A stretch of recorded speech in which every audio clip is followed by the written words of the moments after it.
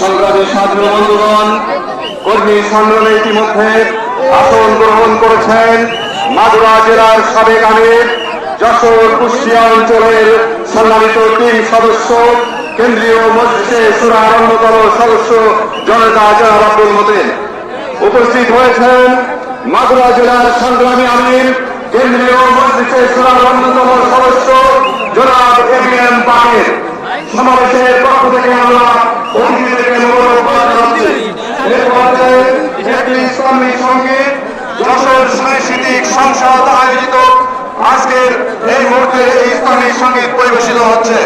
একটি ইসলামী সঙ্গীত পরিবেশনা করছে যশোর সাংস্কৃতিক সংসদ।